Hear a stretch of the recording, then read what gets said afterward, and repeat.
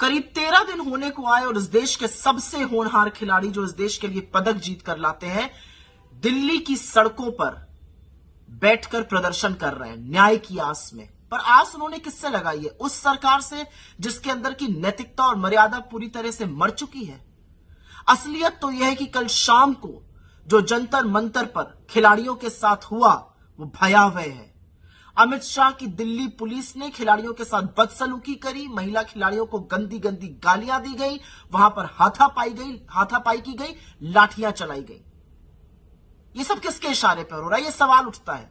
लेकिन उससे पहले एक बात कहनी जरूरी है कि गंभीर आक्षेपों से घिरे भाजपा के बाहुबली सांसद ब्रजभूषण शरण सिंह ने साफ तौर से यह कह दिया है, जब प्रधानमंत्री नरेंद्र मोदी या गृह मंत्री अमित शाह कह देंगे मैं तुरंत इस्तीफा दे दूंगा।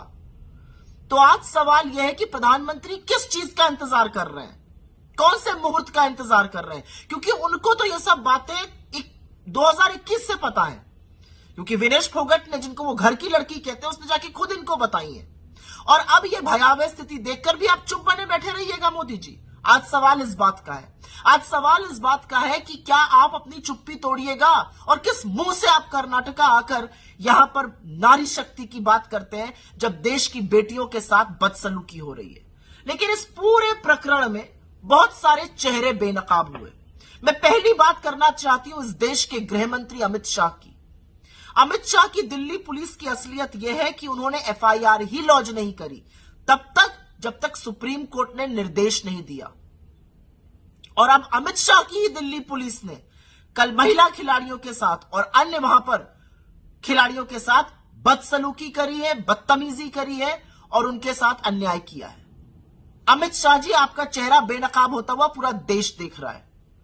दूसरी बात तो मोदी जी की करनी ही पड़ेगी, क्योंकि जो आरोपी है वो कह रहा है मोदी जी कहे तो मैं इस्तीफा दे दूंगा। लेकिन मोदी जी पता नहीं किस चीज का इंतजार कर रहे हैं। मोदी जी को तो 2021 से पता था कि ऐसा कुछ है, पता नहीं किस बात का इंतजार कर रहे हैं। जब मेडल जीत कर ये खिलाड़ी लाएंगे तो लपक लपक के फोटो खिंचाने में सबसे आगे मोदी जी रहते हैं, श्रेय भी इस बात का ले लेते हैं, विनेश को अपने घर की बेटी भी कह देते हैं। लेकिन जब वो बेटी सड़कों पर बैठी है तो एक शब्द नहीं बोलेंगे। तीसरा चेहरा बेनकाब होता है इस देश के खेल कूद मंत्री का, अनुराग ठाकुर का। आप मीडिया के इवेंट्स में जाके स्किपिंग करिएगा, पुशअप्स करिएगा, और जो महिला खिलाड़ियों का आरोप है जो आप पर, वो सीधा आरोप लगा रही है कि आपने आश्वासन दिया था, उसके बारे में क्या कीजिएगा? आप गोली मारो के नारे जरूर दिल्ली में लगवा दीजिएगा। दिल्ली में वहीं पर बैठी हुई लड़कियों की टो लेने की आपने नहीं सोची अभी तक। और चौथा चेहरा बेनकाब होता है भाजपा की महिला नेत्रियों का, और खास तौर से महिला बाल विकास मंत्री स्मृति ईरानी का। उन्होंने तो मौन धारण कर लिया इस पूरे मुद्दे पर। वो गला फाड़ के तभी चीखती हैं जब राहुल गांधी का नाम आ जाता है, अन्यथा वो मौन धारण करके रहती हैं।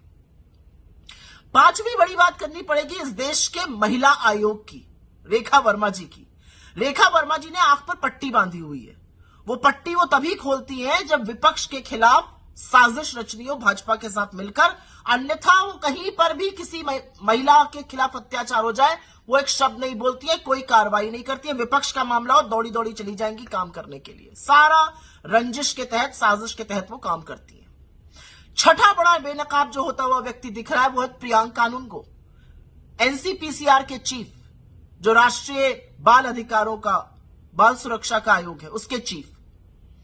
वो तो भक्ति में ऐसे तल्लीन है कि बेचारे के पास वक्त ही नहीं है कि पॉक्सो जैसा गंभीर आरोप जब लगा है तो उसका संज्ञान ले ले, उस पर कार्रवाई कर दे। लेकिन अभी विपक्ष का नाम आ जाने दीजिए, राहुल गांधी जी का नाम कहीं पर आ जाए, अगर उनसे कुछ बच्चे मिलने चले आए तुरंत चिट्ठियां लिखने लगते हैं चुनाव आयोग को।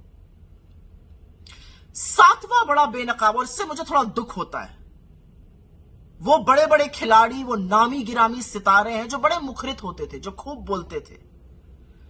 उसमें से कुछ हैं जिनका ओहदा बढ़ गया, जिनकी रिस्पेक्ट बढ़ गई, चाहे वो नीरज चोपड़ा हो या अन्य कोई भी जो इन खिलाड़ियों के समर्थन में मैदान में उतरा है बिना परवाह किए। और कुछ ऐसे हैं सितारे जो बहुत धूमिल हो गए अपने चुप रहने से और अपने अनर्गल बयानबाजी से। जो हक के लिए लड़ रहे हैं उनको बवाल मचाने को कहा जा रहा है। आठवां तो मीडिया की बात करनी ही पड़ेगी। दयनीय स्थिति है मीडिया की, बेचारों को समझ ही में नहीं आ रहा है क्या करें।